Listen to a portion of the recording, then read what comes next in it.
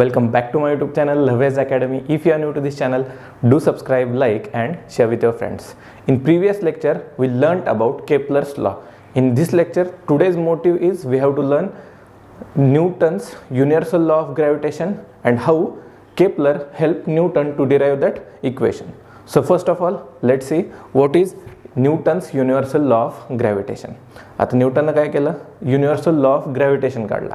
आता त्या अंतर्गत तो काय म्हणायचा की बाबा स्टेटमेंट खूप महत्त्वाचं आहे, 1 मार्काला विचारलं जाऊ शकते किंवा विथ एक्सप्लेनेशन करायचं असेल तर सिम्पली 2 मार्काचा छोटासा क्वेश्चन विचारला जाऊ शकतो.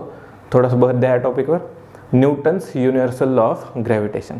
So what it is basically, every object in the universe attracts every object with a force, and that force is directly proportional to the product of their masses and inversely proportional to the square of distance between them, and precisely saying square of distance between their centers असंही म्हणू शकतो आपण. आता परत एकदा सांगतो, इथं कुठं स्टेटमेंट येऊन जाईलच, तर त्याचा नेमका अर्थ काय, तर युनिवर्समध्ये कुठंही, युनिवर्समध्ये अख्ख्या युनिवर्समध्ये कुठंही गेलात तरी, सपोज तुम्ही पकडला, मी आहे इथं, कॅमेराने शूटिंग होत आहे, हे 2 ऑब्जेक्ट आहे, मी आणि हा कॅमेरा, हे 2 ऑब्जेक्ट एकमेकांना अट्रॅक्ट करतात विथ अ फोर्स. हां, हे सांगितलं होतं ना, with a force, and that force is directly proportional to the product of their masses. काय सांगतो नीट लक्ष द्या. Every object in the universe attracts every other object, म्हणजे आता कॅमेरा आहे, मी आहे, तर हे दोघं एकमेकांना अट्रॅक्ट करत आहे with a force, and that force is directly proportional to, directly म्हणजे हे साईन कशाचं आहे, डायरेक्टली प्रोपोर्शनल, अल्फासारखं असतं, directly proportional to the product of their masses, म्हणजे माझं मास आणि कॅमेराचं मास. म्हणजेच कसं, सपोज मास ऑफ निलेश, ठीक आहे, मास ऑफ एन लिहितो, म्हणजे काय झालं, मास ऑफ निलेश, ठीक आहे, आणि इकडं काय येणार आहे, mass of camera, mass of C, यांचं प्रोडक्ट आणि डिस्टन्स बिटवीन देम आणि त्याचा स्क्वेअरला, ते पण कसं प्रोपोर्शनल आहे, inversely proportional to the, that force is inversely proportional. Inversely म्हणजे कुठं जातो, डिनॉमिनेटरमध्ये, inversely proportional to the square of distance between them. आता square of distance between this 2 object is simply R. आता तुम्हाला जे पुस्तकात आहेत ते एक्झाम्पल घेऊयात म्हणजे अजून चांगलं कळेल. सपोज देर आर 2 ऑब्जेक्ट्स, हा असा एक ऑब्जेक्ट आहे, ठीक आहे, हा एक ऑब्जेक्ट आहे.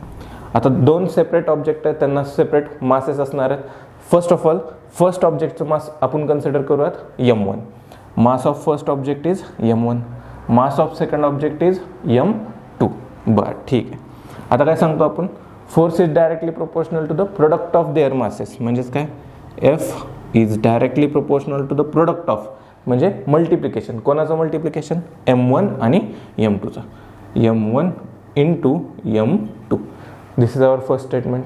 नेक्स्ट, आता काय सांगितलं आहे, force is inversely proportional to the, थोडंसं नीट लिहितो, force is inversely proportional to the square of distance between them. आता तो पण कसा आहे, स्क्वेअर ऑफ डिस्टन्स, म्हणजे या 2 बॉडीमधील डिस्टन्स आपण पकडायचं नाही आहे, तर त्यांच्या सेंटरमधलं डिस्टन्स पकडायचं आहे. कशातलं, 2 सेंटर्समधलं, इथून इथंपर्यंत, हे झालं तुमचं डिस्टन्स बिटवीन देम. स्पेसिफिकली बोलायला गेलो तर आपण डिस्टन्स बिटवीन देअर सेंटर्स, कोणाचे सेंटर्स, ऑब्जेक्टचे centres. So this is your R, आणि आपला लॉ काय सांगतो, F is inversely proportional to the आरचा स्क्वेअर. बस संपला विषय. हेच आपल्याला एका शिस्तीत लिहायचं आहे आणि त्यालाच आपण डिराइव्ह म्हणजे छोटासा फॉर्म्युला एक्सप्लेनेशन करून सांगू शकतो की बाबा this is the Newton's universal law of gravitation. काय सांगितलं, सिम्पल आहे खूप. युनिवर्समध्ये एखादी ऑब्जेक्ट दुसऱ्या ऑब्जेक्टला अट्रॅक्ट करते विथ अ फोर्स, आणि तो force directly proportional product of their masses and inversely proportional to the square of distance between them. This is our first law. आता म्हणजे मी ह्याला असं लिहू शकतो का, F is directly proportional to m1 m2 आणि त्याच्याच खाली डिरेक्टली आरचा स्क्वेअर. हो, लिहू शकतो मी असं. आता जर मला प्रोपोर्शनॅलिटी साईन घालवायचं असेल तर काय घ्यावं लागतं, एक प्रोपोर्शनॅलिटी कॉन्स्टंट घ्यावं लागतो. थोडंसं जड जाईल पण काय नसतं. कसं लक्षात ठेवायचं, हे प्रोपोर्शनॅलिटी साईन जर घालवायचं असेल तर मला काय घ्यावं लागतं, प्रोपोर्शनॅलिटी कॉन्स्टंट घ्यावं लागतं. आणि तो काय कॉन्स्टंट, मग कसं येणार, एफ इज इक्वल टू कॉन्स्टंटला सपोज के पकडा, के m1 m2 आणि rचा स्क्वेअर. फिजिक्स स्पेसिफिकली सायन्समध्ये फिजिक्समध्ये खूप सारे असे कॅरेक्टर्स और अल्फाबेट्स आहेत, मग कन्फ्युजन नको म्हणून इथं for gravitation there is a separate alphabet that is capital G which is called as gravitational constant. So formula will be like this: F is equal to G m1 into m2 upon r चा square. This is the Newton's universal law of attraction.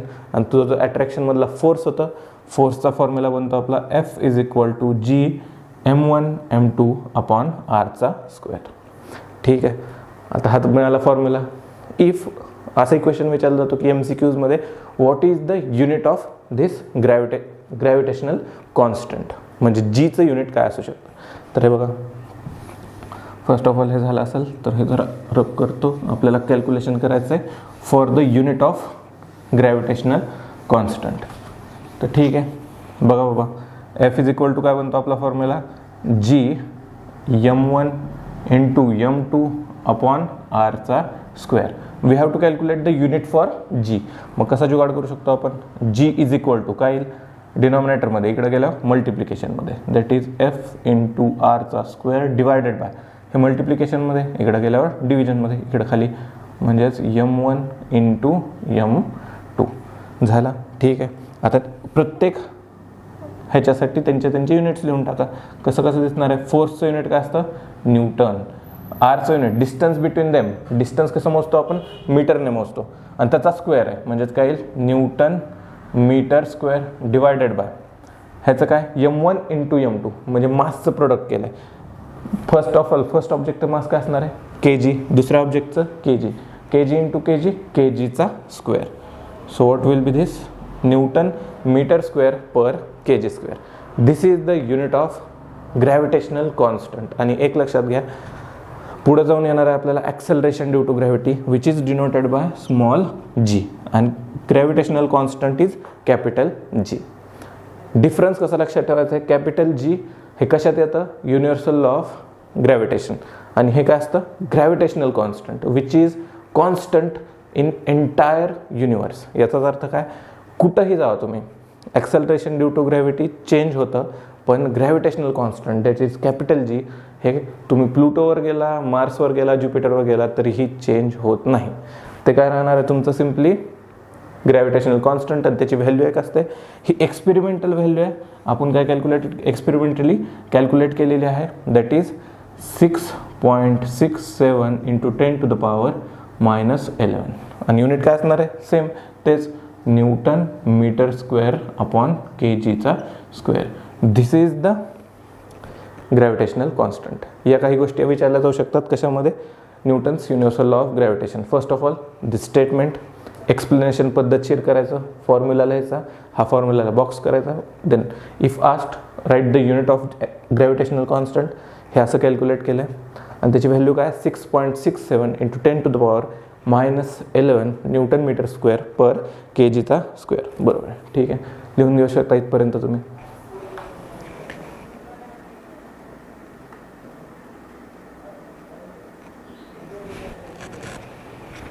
Now, our next topic is circular motion किंवा त्याच्यामधलं centripetal force. आता आपण काल काय बघितलं होतं previous लेक्चरमध्ये किंवा what is centripetal force, force which is directed toward the centre of circle. थोड्याशा गोष्टी आहेत की बाबा हा जो लॉ मांडला कोणी न्यूटननं, कोणता वाला लॉ मांडला आत्ताच, किंवा F is equal to G m1 m2 upon r चा स्क्वेअर. हे जे दिसतंय मला F is inversely proportional to r square, हे डिराईव्ह करताना किंवा कन्क्लूड करताना त्याला कोणाचा यूज झाला होता तर केपलरच्या थर्ड लॉचा. आता थोडंसं आठवत असेल तर केपलरचा थर्ड लॉ काय सांगतो मला, square of period of revolution of a planet around the sun is directly proportional to the cube of mean distance between them. This is the third statement for Kepler's law. आता हे statement न्यूटनला हे equation derive करण्यासाठी कसं use झालं ह्याचं derivation तुम्हाला board एक्झाममध्ये विचारलं गेलं होतं. आय गेस 2 का 3 मार्कासाठी छोटंसं डेरिवेशन आहे, खूप सिम्पल आहे पण थोडंसं जुगाडो आहे की आपल्याला जुगाड करावा लागतो या गोष्टीसाठी. तिथे ॲडजस्टमेंट आहे आरची, ती नीट एक्झॅक्टली समजून घेऊयात की गोष्टी कशा कशा चालतात. So first of all, if an object performing circular motion and the force acting toward the center of circle, that force is called as centripetal force. आता नीट लक्ष द्या काय म्हणतोय मी. एक ऑब्जेक्ट आहे जे की सर्क्युलर मोशनमध्ये रोटेट करतोय और ट्रॅव्हल करत आहे. सर्क्युलर मोशनमध्ये ट्रॅव्हल करताना त्याच्यावर जो लागणारा फोर्स आहे and which is directed toward the centre of circle is called as centripetal force. हे आपण प्रिव्हियस लेक्चरमध्ये बघितलं, सेंट्रिपिटल फोर्स. ठीक आहे. नेक्स्ट, आता ह्या सेंट्रिपिटल फोर्स कशावर डिपेंड असतो ते एक सांगतो. या इक्वेशनसाठी एकच गोष्ट महत्त्वाची आहे की स्टार्टिंग कशी करायची हे कळायला पाहिजे. आणि फोर्सचा सेंट्रिपिटल फोर्सचा फॉर्म्युला आहे mv² अपॉन r. हे इक्वेशन जर तुमच्या लक्षात आलं तुम्ही इक्वेशन पूर्णपणे डिराईव्ह करू शकता. आता काय सांगतं की if a planet revolving around a sun in a circular path. मला मान्य आहे केप्लर्सनं इलिप्टिकल पाथ सांगितला आहे, बट इफ हा शब्द खूप महत्त्वाचा आहे. तुम्ही जर बुकमध्ये रीड केलं तर सब तेच आहे. If a planet is rotating around the sun in a circular path, तर त्याच्यावर कोणता फोर्स लागणार आहे, तर सेंट्रिपिटल फोर्स लागणार आहे. अँड दॅट फोर्सचा फॉर्म्युला काय, mv² अपॉन r. आता mv² अपॉन r ही जी व्हेलॉसिटी आहे ती कशाची असणार आहे, velocity with which object or a planet is rotating in a circular path. मास काय, mass of that planet. And radius काय, सिम्पली रेडियस ऑफ सर्कल. लक्षात येतं काय, आर म्हणजेच रेडियस ऑफ सर्कल, मास म्हणजेच मास ऑफ प्लॅनेट, आणि वेलॉसिटी जर असं मूव्ह करत असेल तर ही जी वेलॉसिटी आहे ती काय, velocity of planet with which he is rotating around the sun. Planet is rotating around the sun. ह्याच्यावरून काय मिळतं मला, mv² upon r which is the formula for centripetal force. ठीक आहे. आता मला तर काय करायचं होतं की बाबा केप्लरचा थर्ड लॉ कसा इम्प्लिमेंट होतोय हे काढायचं. केप्लरचा थर्ड लॉ काय सांगतो, t² is directly proportional to the r³. ह्या इक्वेशनमध्ये मला टी कुठं दिसत नाही आहे, मग मला आणावं लागेल कुठून तरी. कुठून आणावं लागेल हे करण्यापेक्षा मला एक माहिती आहे की बाबा हे बघा, एक एक गोष्टी लिहित जाऊयात हळूहळू हळूहळू, म्हणजे चांगल्या पद्धतीने लक्षात येतील. First of all f is equal to mv² upon r. आता दॅट इज m कळालं, v कळालं, r कळालं. नेक्स्ट थिंग, व्हीलाच मी कसं लिहू शकतो, we know that velocity the speed असतो आपला, व्हेलॉसिटी इज इक्वल टू काय असतं आपलं, distance travelled per unit time. म्हणजेच काय, डिस्टन्स अपॉन टाईम. ठीक आहे बाबा, डिस्टन्स अपॉन टाईम. आता we know that our planet is revolving in a circular path. आता जर सर्क्युलर पाथमध्ये फिरत असेल तो, तर किती डिस्टन्स ट्रॅव्हल करणार आहे पर युनिट टाईममध्ये. एक रोटेशन पूर्ण करायला लागणार, त्याला लागणारा टाईम काय, पिरियड ऑफ रिव्हॉल्युशन.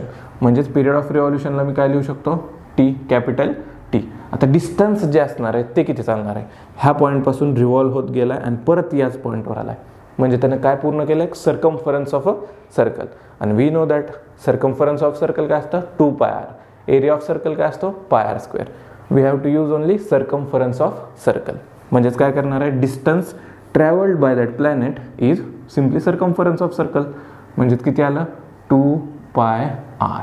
ठीक आहे बाबा, दिस इज आवर व्हेलॉसिटी. म्हणजे मला आता व्हेलॉसिटीचं इक्वेशन मिळालं आहे, v is equal to 2πr upon T. कुठून आलं, तर distance travelled upon time. Distance किती आहे, पूर्ण ट्रॅव्हल करायला लागणारा वेळ, कॅपिटल टी. आणि डिस्टन्स किती ट्रॅव्हल केलं, 2πr. That is circumference of a circle.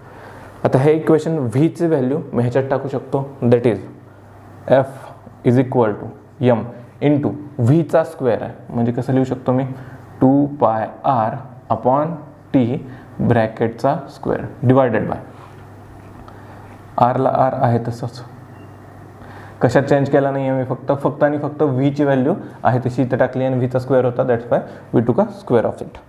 Then F is equal to, शिस्तीत कॅल्क्युलेशन करा, घाई गडबड करायची नाही तर भल्याभल्यांचं चुकतं इथं. यमला यम आहे तसंच. आता 2πr ह्यांचा स्क्वेअर आहे, एकेकाचा स्क्वेअर करा, काही करायची गरज नाही. इंटू एमच्या इथं काहीच नाही म्हणजे काय, इंटू 2चा स्क्वेअर 4 इंटू पायचा स्क्वेअर π² इंटू आरचा स्क्वेअर r² डिवायडेड बाय, आता एक राहिला, हे काय टी, टीचा स्क्वेअर इथंच येणार आहे खाली, हे छोटंसं डिवायडेड बाय टीचा square and whole divided by हे काय राहिलं आर. आता इथला डिनॉमिनेटर इथं कशात जातो, डिनॉमिनेटरच्या मल्टिप्लिकेशनमध्ये, म्हणजेच कसं येणार आहे टी स्क्वेअर खाली मल्टिप्लाय होणार आहे. Basic mathematics. तर कसं दिसतंय सिनेरिओ पूर्ण, M into 4 into pi square R square upon R into टीचा स्क्वेअर. ठीक आहे बाबा, इथं एक आर आहे, इथं आरचा स्क्वेअर आहे. आरचा स्क्वेअर याचा अर्थ काय असतो, R square is equal to R into R, sorry R into R.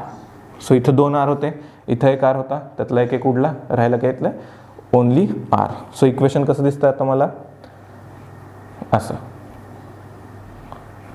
एक उडलं, राहिलं एकच आर, दॅट इज थोडंसं इज्जतीत लिहितो आता 4m pi square R upon T square.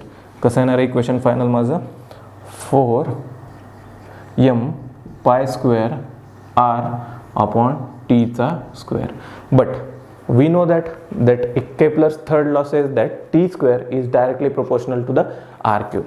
मला इथं टी स्क्वेअर दिसतोय पण आरचा क्यूब दिसत नाही आहे, म्हणजे ॲडजस्टमेंट कशी करायची, इथंच ॲडजस्टमेंटचं आहे. तर फक्त इक्वेशन डिराईव्ह करताना मग आपल्याला थोडासा जुगाड ॲडजस्टमेंट करावीच लागते, फिजिक्स आहे हे. दॅट्स वाय आता इथं आर आहे, आपल्याला काय पाहिजे, आरचा क्यूब पाहिजे. Then what we have to do, यालाच काय केलं, जर ह्याला मी आर स्क्वेअरनं मल्टिप्लाय केलं तर येतं आहे आर क्यूब. बट नीट लक्ष द्या, इंटू आर स्क्वेअर केलं तर नो डाऊट मला काय मिळतं आहे, आर क्यूब मिळतं आहे. बट इथं इक्वेशन इम्बॅलन्स होऊन जातं ना, that's why we have to whole numerator and denominator multiplied by आरचा स्क्वेअर. असं का केलं सांगतो आता. फर्स्ट ऑफ ऑल हे आहे तसं इथपर्यंत आलं आपलं इक्वेशन. ह्याचाच अर्थ काय, T square is directly proportional to R cube. म्हणजे ह्याला मी असं लिहू शकतो, टी स्क्वेअर हे इकडं आलं डिनॉमिनेटरमध्ये, आरचा cube is equal to constant. बरोबर आहे. आता हे काय कॉन्स्टंट, म्हणजे तेच कॉन्स्टंट आहे आपला. तर ह्याला मी असं पण लिहू शकतो. आता इथं तर कसं दिसतंय मला, आर क्यूब वर येणार आहे, नंतर जुगाड केल्यानंतर टी स्क्वेअर खाली राहणार आहे. सो ह्याचा रेसिप्रोकल घ्या, आर क्यूब डिवायडेड बाय टीचा स्क्वेअर इज इक्वल टू काय येईल मग 1 अपॉन के. संपला विषय. This is our Kepler's third लॉचा जुगाड, that is R cube upon T square is equal to 1 upon K. आता हे इकडं टाकायचं आपल्याला. मी इथं इंटू 1 केलं तर काय फरक पडेल का, इक्वेशन चेंज होईल का, चेंज होणार नाही आहे. आता या 1च्या जागी मी काय लिहू शकतो, R square upon R square लिहू शकतो का, हो लिहू शकतो. काहीच फरक पडत नाही ना, R square upon R square म्हणजे काय 1 आहे आणि इक्वेशनला काही अनबॅलन्स होतं का इक्वेशन नाही. सो काय करू शकतो आता, मी असं केलं, आर इंटू आर क्यूब काय होणार आहे, आर इंटू आरचा square, sorry R into R square R cube. So final equation will be f is equal to this f is equal to 4m पायचा स्क्वेअर, इथं काय आहे R cube divided by R square upon टीचा square. दिसतंय असं, हो दिसतंय. आता मला R cube upon T square दिसतंय, R cube upon T square दिसतंय, त्याच्या जागी मी काय टाकू शकतो 1 upon K. So this equation will be like 4m पायचा स्क्वेअर डिवायडेड बाय आरचा स्क्वेअर. ठीक आहे. आणि इकडं काय येणार आहे पुढं, R cube upon T square जे होतं त्याच्या जागी काय टाकू शकतो मी 1 अपॉन के. काय टाकणार आहे 1 अपॉन के इंटू 1 अपॉन के. दिसतंय असं. दॅट्स वाय किंवा ऑब्जेक्टचं मास चेंज होतं आहे का, नाही चेंज होत आहे. पाय स्क्वेअर तीच राहणार आहे, के तर काय कॉन्स्टंटच आहे. म्हणजे मी ह्याच्यावर म्हणू शकतो की 4m पाय स्क्वेअर अपॉन के ही काय कॉन्स्टंट व्हॅल्यू आहे. आणि याच्यावरनं मी काय करू शकतो की एफ इज डिनॉमिनेटरमध्ये काय दिसतंय आरचा स्क्वेअर, म्हणजे ह्याच्यावरूनच मी काय डिड्यूस करणार आहे that F is inversely proportional to the आरचा square. This is we have to prove. म्हणजेच काय करायचं होतं, सिम्पली आपल्याला थोडंसं किचकट वाटू शकतो, कुठं कुठं लक्ष द्यायचं आपल्याला, स्टार करून सांगतो. हे पहिल्यांदा इक्वेशन लक्षात आलं पाहिजे, what is the centripetal force mv square upon R. त्याच्यानंतर जर आठवत नसेल तर व्हीच्या जागी काय करायचं आपल्याला 2πr अपॉन टी, सिम्पल फॉर्म्युलानं डिराईव्ह केलं. कॅल्क्युलेशन करत जा पुढं काही ॲडजस्ट करायचं आहे. R cube upon T square is equal to 1 upon K. का तर वी नो दॅट केपलरचा लॉ असं सांगतोय म्हणून. केलं नंतर काय दिसलं मला, F is inversely proportional to the R square. याचाच अर्थ काय, Newton's universal law of gravitation conclude करताना केपलरच्या लॉची हेल्प कोणाला झाली होती? न्यूटनला झाली होती. So that's why this is the derivation for that, की how Kepler's help Newton to derive its universal law of gravitation. लिहून घेऊ शकता तुम्ही. Let's solve some solved examples from your textbook on page number 6.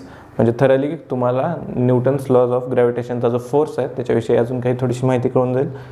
So first example, page number 6, solved example. Mahendra, इथे येऊन जाईल, Mahendra and Virat sitting at a distance of 1 metre from each other. आता ठीक आहे, विराट आणि महेंद्र, ठीक आहे, विराट आणि Mahendra are sitting at a distance of 1 metre. म्हणजे ह्यांच्या दोघांतलं मधील डिस्टन्स किती आहे? 1 मीटर एवढं डिस्टन्स आहे. And their masses are 75 kg and 80 kg respectively. म्हणजेच कोणाचं महेंद्रचं दिलं आहे असं लिहूयात, म्हणजे अजून गडबड होणार नाही. पहिल्यांदा काय दिलं होतं आपल्याला? महेंद्र अँड विराट, त्यांच्यामधलं डिस्टन्स किती आहे? 1 मीटर. त्यांचे मासेस कसे आहेत रिस्पेक्टिव्हली? 75 kg and 80 kg. ठीक आहे, these are their masses. Then what is the gravitational force between them? आता तुम्ही म्हणत असाल की ते स्टुडंट्सला हा क्वेश्चन पडतो की बाबा सर, जो फोर्स असतो आपला, फोर्स, ग्रॅव्हिटेशनल फोर्स, आपण जो एवढं काढतो equation, that is G m1 upon r चा स्क्वेअर, हा एवढा मोठा फोर्स कुठतरी फोर्स आहे लागत असेल ते, आणि तुम्ही काय सांगितलं डेफिनेशनमध्ये? फोर्स ऑफ अट्रॅक्शन होत आहे. मग या दोन बॉडीज एकमेकांविषयी लगेच अट्रॅक्ट का होत नाही? याचं आत्ताच तुम्हाला आन्सर सांगतो, जर क्युरिओसिटी असेल थोडीफार. तर ह्याची फोर्सची व्हॅल्यू येते ती येते 10 to the power -7 -9 इथंपर्यंत येते. याचाच अर्थ काय मी याच्यावरनं सांगू शकतो? This force is of very small amount. त्याचं मॅग्नेट्यूड किती छोटं होऊन जातं बघा, 10 to the power -7 -9. म्हणजे हा फोर्स जो आहे तो एकदमच निग्लिजिबल और खूपच स्मॉल अमाऊंटमध्ये आहे. दॅट्स वाय ते दोघांना एक मिनिट असं जाऊन धडकत नाही आहेत. That's the reason.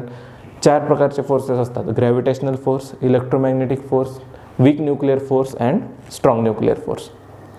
त्यामधला सगळ्यात वीक जो फोर्स कुठला असेल तो आहे ग्रॅव्हिटेशनल फोर्स. आता ह्या गोष्टी आहेत, we have to calculate the force of gravitation, म्हणजे किती ग्रॅव्हिटेशनल फोर्सनं ते एकमेकांना अट्रॅक्ट करायला लागलेत. सो कसं लिहायचं आहे? इज्जतीत लिहायचं. आता स्टार्ट करायचं. कसं करायचं? First we have to write the given data. Given काय मला? m1.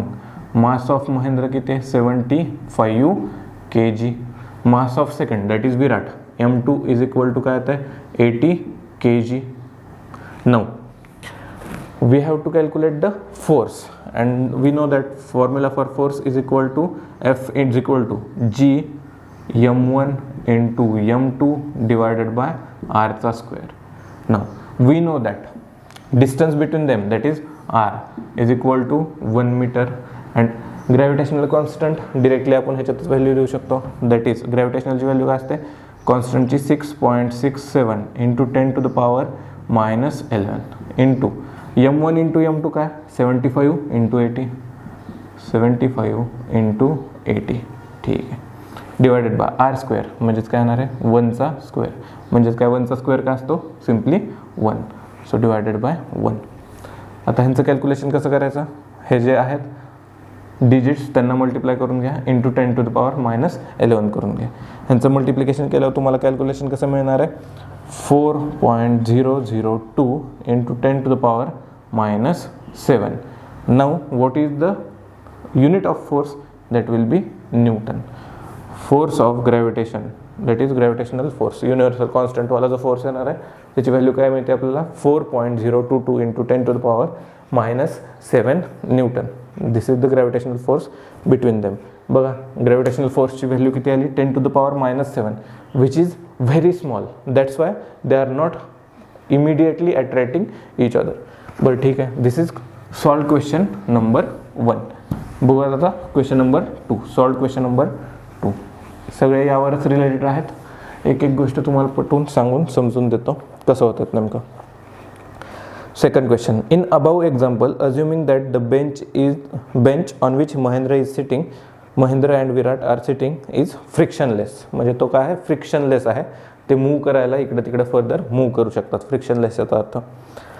Starting with zero velocity, what will be the Mahendra velocity on the motion towards Virat after 1 second? Will this velocity change with the time and how? आता कष्ट कसे आहे बघा. पहिल्यांदा काय, अरे बापरे आयुष्यपत एकच मिनटं. काय दिलं आहे मला, किंवा महेंद्र आहे. महेंद्र ज्या बेंचवर बसला आहे तो बेंच काय आहे, फ्रिक्शनलेस बेंच आहे. फ्रिक्शनलेस बेंच आहे म्हणजे तो एफर्टलेसली विराटकडे जाऊ शकतो. म्हणजे काय फ्रिक्शनलेस आहे, फ्रिक्शन लागणारच नाही तिथं बेंचवर बसल्यामुळे, फ्रिक्शनलेस बेंचवर बसल्यामुळे. पुढं महेंद्रची इनिशियल व्हेलॉसिटी जिथून तेव्हा स्टार्ट करत होता जर्नी त्याची काय होती, झिरो व्हेलॉसिटी होती. बरं ठीक आहे. आता फर्स्ट ऑफ ऑल जर तुम्हाला कोणाला इक्वेशन माहीत नसतील कायनामॅटिक्सचे, देर आर 3 इक्वेशन्स. कोणते कोणते, v is equal to you plus A T.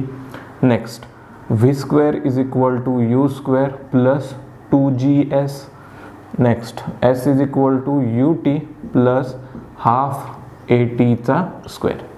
But ठीक आहे, these are the 3 formula for kinematics. आता काय काय असतं, v is final velocity, u is initial velocity, a म्हणजे ॲक्सेलरेशन, t म्हणजे टाईम. आता इथं पण काय 2as येतं इथं, अरे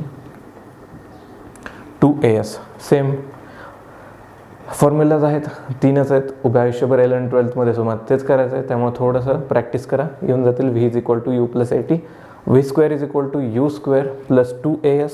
यस इथं नवीन टर्म आहे. s इज इक्वल टू काय तर डिस्टन्स और डिस्प्लेसमेंट, त्या आता गणितावर डिपेंड आहे काय घ्यायचं ते.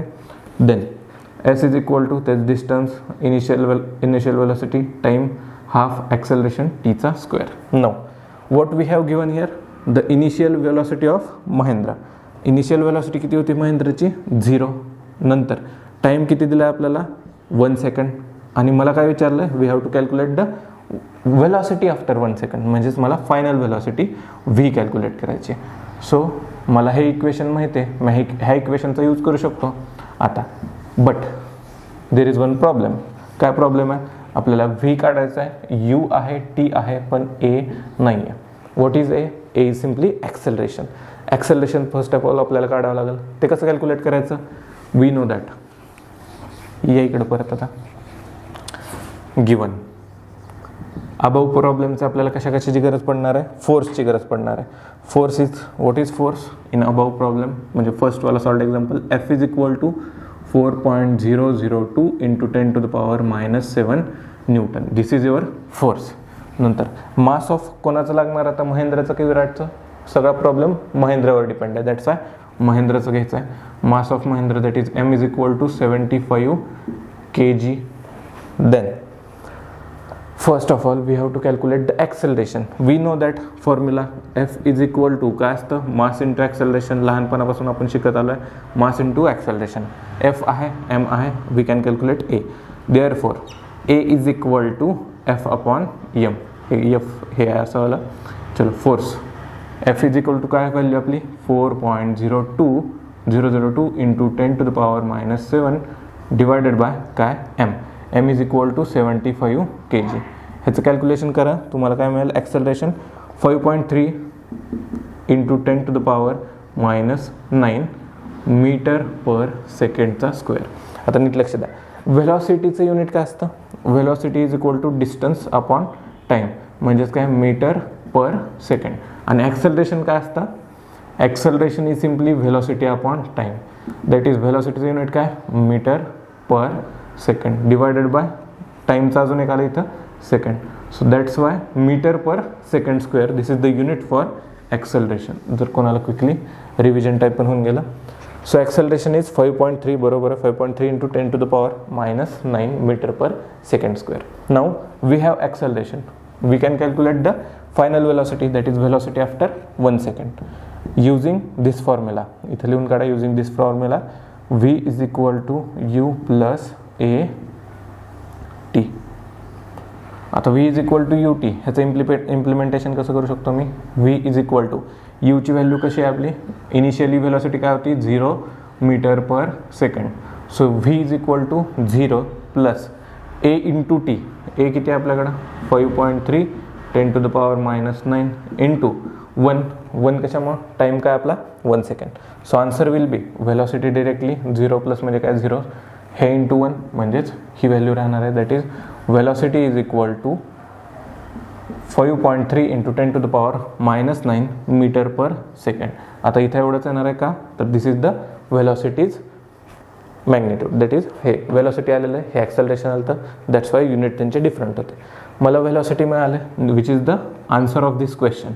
नाव what we have asked further, that is will the velocity change with time and how. We know that इथं काय ॲक्सेलरेशन आहे, ॲक्सेलरेशन जिथं जिथं असेल वेलॉसिटी ऑब्वियसली चेंज होणार आहे. इथं ॲक्सेलरेशन आहे म्हणजे पॉझिटिव्हच असणार आहे, निगेटिव्हला डिसेलरेशन म्हणतो किंवा रिटार्डेशन म्हणू शकतो आपण. इथं ॲक्सेलरेट होते.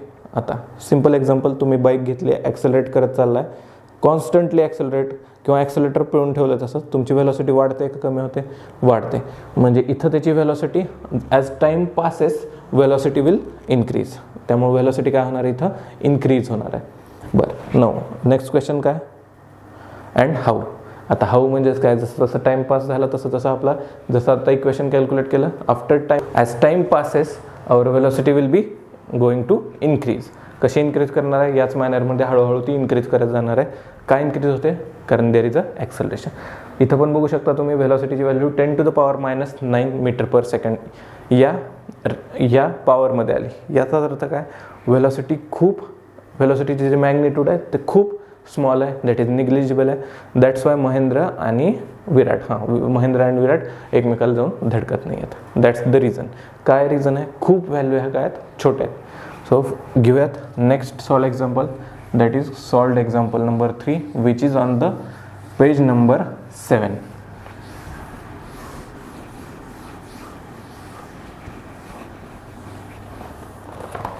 Page number 7. Calculate the gravitational force due to earth on Mahendra in the earlier example. म्हणजे तेच same example, we have to calculate the gravitational force. आणि इन बिटवीन आता दोन ज्या बॉडीज दिल्यात मला, त्या बॉडीज कोणत्या कोणत्या आहेत, एक तर महेंद्र आहे आणि एक तर अर्थ आहे. मग अशी काय होतं, Mahendra and Virat. So we are simply considering those two bodies. आता काय कन्सिडर करावं लागेल आपल्याला, सिम्पली अर्थ अँड महेंद्र यांचंच वेट घ्यावं लागेल. सो फर्स्ट ऑफ ऑल गिवनमध्ये काय दिलं आहे मला, मास ऑफ महेंद्र का विराट आहे, महेंद्र, दॅट इज 75 kgs. म्हणजेच M1 किती आलं, 75 kgs. देन M2 काय येईल, आता we are comparing Earth and that Mahendra. म्हणजे कोणत्या बॉडीचं मास कम्पेअर करावं लागेल आता, mass of Mahendra and mass of Earth. So here it is. Then second body काय, M2 which is Earth. Then mass of Earth is 6 × 10 to the power 24 kg. This is mass of Earth. Now M1 आहे, M2 आहे, जी मला माहिती आहे, आणि त्यांच्यातलं distance, एक minute, distance किती दिलेलं आहे, काहीच दिलेलं नाही आहे. मग बघू, सांगतो तुम्हाला कसं होतं. आता जीची व्हॅल्यू काय, capital G is equal to 6.67 × 10 to the power -11 newton metre square per kgचा square. Now what is R, that is distance between them. आता डिस्टन्स बिटवीन टू ऑब्जेक्ट कसं पकडावं लागेल मला, महेंद्र कुठं थांबणार आहे, हवेत तर नसणार आहे, जमिनीवर असणार आहे. Mahendra is on the surface of the earth. आणि मी काय सांगितलं होतं, दोन ऑब्जेक्टच्या सेंटरमधलं मास कॅल्क्युलेट, म्हणजे गृहीत धरायचं आपल्याला, दोन ऑब्जेक्टच्या सेंटरमधलं. आता महेंद्रचं सेंटर कुठं असणार आहे, त्याच्या पोटापाशी, जे की खूप निग्लिजिबल व्हॅल्यू आहे. का निग्लिजिबल आहे, तर कन्सिडर करताना आपण डिस्टन्स बिटवीन टू सेंटर्स केलं तर मार्सचं काय येणार आहे, हे अर्थचं काय येणार आहे आपलं, radius of Earth is 6400 kilometre. 6400 kilometre. आता बघा हे काय झालं, डिस्टन्स बिटवीन महेंद्र अँड अर्थ. मला माहिती आहे महेंद्र अर्थवर उभा आहे, पण मला काय घ्यावं लागेल, centres of the two bodies. महेंद्राचं सेंटर एवढंच आहे, 2-3 फूट घेतलं काय नाही घेतलं काय फरक पडणार नाही आहे. That's why we are taking radius of Earth. And radius of Earth तुम्हाला सांगतो कसं आहे, R is equal to 6400 kilometres. If I have to convert it into metre, kilometre हे असा युनिट नाही आहे, सो मीटरमध्ये कन्वर्ट करावं लागेल. We know that 1 kilometre is equal to 1000 metres. ठीक आहे बाबा, 1 किलोमीटर म्हणजे 1000 मीटर्स आहे. हे एवढे किलोमीटर म्हणजे किती मीटर्स असतील, तर ह्याला सिम्पली आपल्याला 1000 मल्टिप्लाय करावं लागेल. So what will happen, 1 2 3 metres. This is the value of distance between two object. बरोबर आहे आपला इंटू 6 म्हणजे तिथं काय 1 2 3 4 5 6 बरोबर आहे. ह्याला आपण असं पण लिहू शकतो 6.4 into 10 to the power 6 metres. बघा 10 टू द पॉवर 6 म्हणजे 1 वर 6 शून्य लावा, मल्टिप्लिकेशन करा, तुम्हाला हीच व्हॅल्यू मिळणार आहे. So now use the formula that is F is equal to G m1 upon आरचा स्क्वेअर. असे फॉर्म्युले वगैरे जेव्हा एक्झाममध्ये तुम्ही लिहिणार आहेत पेपरमध्ये असं बॉक्स वगैरे करा, म्हणजे चेक करणाऱ्याला सोपं जातं चेक करायला. टाकून द्या व्हॅल्यूज. जीची value 6.67 into 10 to the power -11 into m1 75 kgs, m2 6 into थोडंसं वर लिहूयात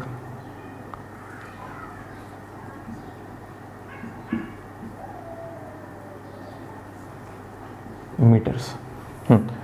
जी झालं, m1 झालं 75 किलो, m2 किती आहे mass of Earth 6 into 10 to the power 24 kgs divided by R square. R square किती आहे तिकडं, म्हणजेच काय 6.4 इंटू 10 टू द पॉवर 6 आणि त्याचा परत स्क्वेअर. नाऊ कॅल्क्युलेशन हळूहळू करायचं आहे. कसं करायचं तुम्हाला सांगतो. 6.4 आणि त्याचा ब्रॅकेट स्क्वेअर होता, म्हणजेच काय 6.4 ब्रॅकेटचा square into 10 to the power काय 6 आहे, 10 टू द पॉवर 6, 10 ची पॉवर 6 आहे आणि त्याचा स्क्वेअर आहे. We know that a raise to m raise to n is equal to a raise to m into n. म्हणजे इथं काय होणार आहे 10 टू द पॉवर 12, 6 इंटू 2 12. म्हणजे इथं काय लिहू शकतो मी सिम्पली 10 ची पॉवर 12. ठीक आहे. नाव इथं किती आहे 10 to the power -11, 10 to the power 24. मग जे पहिले 10 ची पॉवर आहेत त्यांना कॅल्क्युलेट करा, बाकीचे डिजिट्स इकडे घेऊन या. म्हणजे 6.67 into 75 into 10 to the power -11 आणि हे आता नीट लक्ष द्या a raise to m into a raise to n is equal to काय असतं a प्लस n-1. ह्यांच्यामध्ये मल्टिप्लिकेशनचं साईन आहे, म्हणजे मी काय करू शकतो ह्यांच्या पॉवर्सला ॲड करू शकतो. त्याचा अर्थ काय 10 रेज टू -11 आहे तसंच, दुसरं काय प्लस 24 डिवायडेड बाय ह्याचं किती आहे 6.4 ब्रॅकेटचा square into 10 to the power 12. Now -11 plus 24 म्हणजेच काय येणार आहे 9 आणि 4 म्हणजे 13 प्लस 13 का तर plus 13 -11 plus 24 bigger number is plus 24, so sine will be plus and this is 13, 10 to the power 13. Now हे इथं आहे, वर आल्यावर काय होतं पॉवर निगेटिव्ह होत असते, म्हणजे 10 टू द पॉवर 12 आहे, तर वर आल्यावर काय येणार आहे 10 टू द पॉवर -12. नाऊ करा कॅल्क्युलेशन 10 टू द पॉवर 13 आणि 20 टू द पॉवर 12 म्हणजेच काय होणार आहे ह्यांचं ॲडिशन -12. इथं प्लस होतं बघा, एक minute, into 10 to the power -12 होतं, इथपर्यंत झालं होतं आपलं. याचा अर्थ काय पॉवरची आपल्याला काय करायचे सिम्पल ॲडिशन. सो करून टाका ॲडिशन. प्लसला प्लस -12 आहे तसं साईन चेंज करायची नाही, जसं आहे तसं घ्यायचं. ह्याचं कॅल्क्युलेशन करा. हे काय येणार आहे 13 - 12 that will be only 10 to the power 1 म्हणजेच काय 10. Now if you calculated this stuff you will get n is equal to 733 newton. 733 newtons. काय नाही आहे, तुम्ही होमवर्कमध्ये कॅल्क्युलेशन क्रॉस चेक करू शकता. हे काय मिळालं आहे मला फोर्स, आणि तो कोणता फोर्स आहे gravitational force which are acting in between. कोणाच्या इन बिटवीन ॲक्ट करतो हा, तर महेंद्र अँड अर्थच्या इन बिटवीन तो ॲक्ट करतो आहे. सिम्पल होता, फक्त कॅल्क्युलेशनमध्ये थोडंसं डोकं खाजावं लागतं बस, बाकी काही नाही. 733 newton is the answer. No next question. Solve question number 4.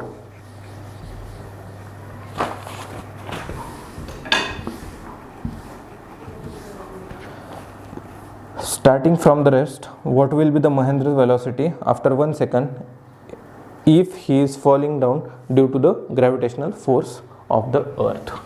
याचा अर्थ काय, एक मिनिट बघा सांगतो तुम्हाला. आता त्याच महेंद्राला उचललाय एक छोट्याशा हाईटवर आहे तो आता आणि तिथून खाली पडतोय. बरं, तो पडत असताना फ्री फॉल करतोय, म्हणजेच काय, एखाद्या समथिंग हाईटवरनं पडताना काय करतो तो फ्री फॉल करतोय. इनिशियल वेलॉसिटी काय दिली आहे तुम्हाला, स्टार्टिंग फ्रॉम द रेस्ट, म्हणजेच u is equal to 0. Then after 1 second मला काय कॅल्क्युलेट करायची आहे, त्याची व्हेलॉसिटी कॅल्क्युलेट करायचं आहे. म्हणजेच we have time, we have to calculate v and we know that the formula v is equal to u plus at. आता v काढायचं आहे, माझ्याकडे u आहे, t आहे, पण a नाही आहे. So first of all we have to calculate the a, that is acceleration. आता ॲक्सेलरेशन कसं कॅल्क्युलेट करावं लागेल, सेम जे सॉल्व्ड एक्झाम्पल 2 सॉल्व केलं होतं तसंच आपल्याला हे करावं लागेल. या परत इकडं आता गिवन वरच्याच क्वेश्चनमधला फोर्स घ्यायचा, that is 733 Newton's. Now mass of Mahindra is 75 kg and we have to calculate first of all A and then V, that is final velocity after 1 second. मग काय येणार आहे, A is equal to, कसं calculate करतो, F is equal to ma. From this equation we can substitute the value of A, that is F by m. F ची value किती आहे रे बाबा, 733 divided by mass 75. If you calculated this value 9 point something, that is 9.77 आले बरोबर, 9.77 metre per second square. का आलं तर ॲक्सेलरेशनचं युनिट आहे. Now we have acceleration, now we have to calculate final velocity. कसं कॅल्क्युलेट करणार, v is equal to u plus at. v is equal to u plus at. Now from this v is equal to initial velocity काय स्टार्टिंगला दिलं आहे, starting from rest म्हणजेच काय 0 plus a किती आहे 9.77 इंटू टाईम किती आहे आफ्टर 1 सेकंड म्हणजे into 1. So answer will be velocity is equal to 9.77 metre per सेकंडचा स्क्वेअर नाही येणार, मीटर पर सेकंड येईल फक्त, व्हेलॉसिटी विचारले. So velocity of Mahendra if he is falling from a height towards earth and earth is pulling it with the gravitational force, तर मला velocity after 1 second काय मिळाली तर 9.77 मीटर पर सेकंड. थोड्या वेळाने त्याची व्हेलॉसिटी हळूहळू वाढत जाणार आहे, व्हेलॉसिटी कॉन्स्टंट राहणार नाही आहे, कारण तिथं ॲक्सेलरेशन समथिंग असणार आहे आणि जेव्हा एखादी बॉडी ॲक्सेलरेट करते तर तिची व्हेलॉसिटी काय होते, वाढत जाते. ठीक आहे, क्लिअर आहे. That's it for the today's lecture. 2 point छोटे होते पण सॉल्ड एक्झाम्पलवर भर देणं महत्त्वाचं होतं, जे की 2 मार्कासाठी विचारले जाऊ शकतात. तो भेटूया नेक्स्ट लेक्चरमध्ये. In next lecture we will learn acceleration due to gravity and difference in between mass and weight. तोपर्यंत चॅनल नक्की सबस्क्राईब करा, लाईक करा आणि तुमच्या मित्रांसोबत शेअर करा. थँक्यू.